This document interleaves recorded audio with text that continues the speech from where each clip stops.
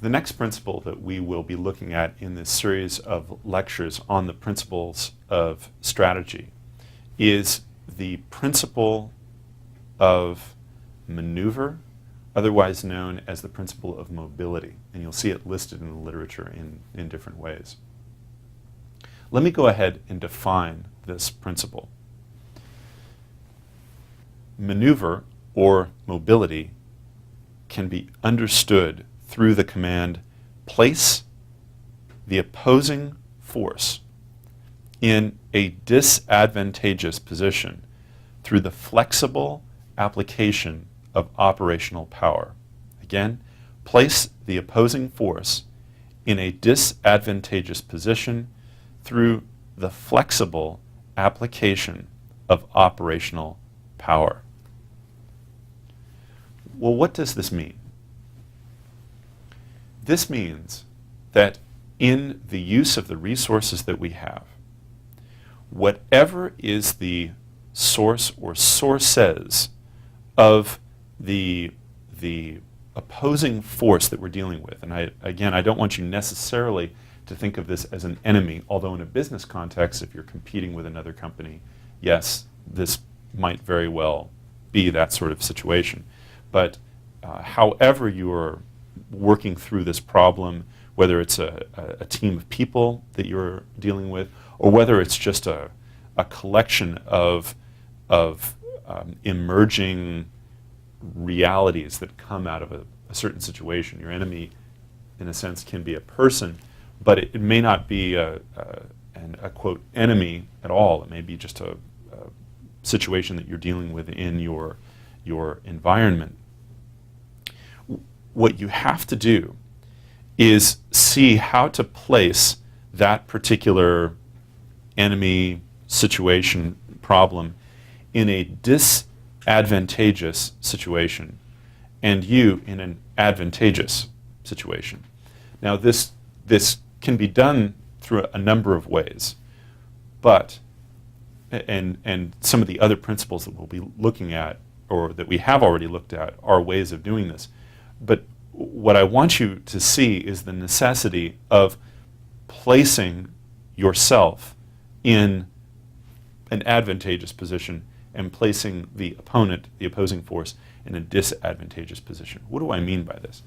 Well, imagine for a moment we're talking about the domain of aerial combat. In aerial combat, when people are flying jets around and trying to gain the advantage to be able to attack the other jet, it's important, within the lingo of how one prosecutes aerial dogfighting, to get your plane into a place where you actually have more energy to be able to move in toward the opposing airplane. And generally what this means is getting your plane above the other plane so that then you can use gravity to pull you in to be able to move in closer toward the other plane. Now, obviously this has changed a little bit since much of aerial warfare now uses missiles. But you understand, if you think through all the movies that you've seen of airplanes flying, trying to jockey to be able to hit the other plane. If you've seen the movie Top Gun, you should understand the point that I'm getting at. But in an organizational context, usually this isn't something that is necessarily like planes, but rather usually it has to do with relationships. It has to do with relationships. In an organizational environment, there are things that we do and don't do that build organizational capital, okay, or that take our resources. And there's always a decision that has to be made in terms of what actually our resources should be allocated towards. And so leaders have to make strategic decisions about what they're going to do. It's easy to make decisions that commit resources so that when other things occur, you are committed and you no longer have the mobility to reallocate those resources. Which means that all decisions that are made should be decisions that move the company, move the organization toward situations that increase an organization's maneuver or mobility. And this requires great wisdom. It may be the case that it is better to invest one's energy in one particular thing because that one thing will afford you all kinds of other opportunities. Consider Apple Computer. They have invested their energies in making devices that are both the device itself, but also an operating system that runs on the device. And this began initially with the Macintosh computer.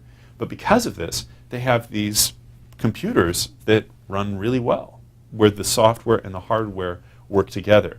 And that particular market niche has allowed them considerable profitability in comparison to other companies that rely on Microsoft to make the operating system, but then they make the hardware.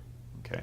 But that's a specific niche that Apple has, but because of this, it allows them an increased mobility, an increased capacity for maneuver over and against what other companies would have. Okay? But it will take wisdom to understand where that particular point is for you and for your organization, and even for your own career. There may be things that would be better for you to focus on this thing because it allows you greater maneuver or greater mobility to be able to accomplish other things.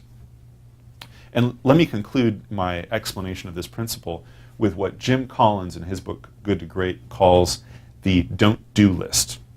It's important to preserve this principle of mobility or maneuver to have a don't do list, a list of things that you are not going to do to make sure that you preserve your mobility to accomplish the most strategic objectives. And it's a discipline. It'll be a personal discipline and an organizational discipline. But if you are going to have this capacity and not be overcommitted to things which are not decisive, okay, here I'm talking about breaching the principle of economy of force, which I talked about earlier. It's necessary to make sure that you conserve your mobility or your capacity for maneuver.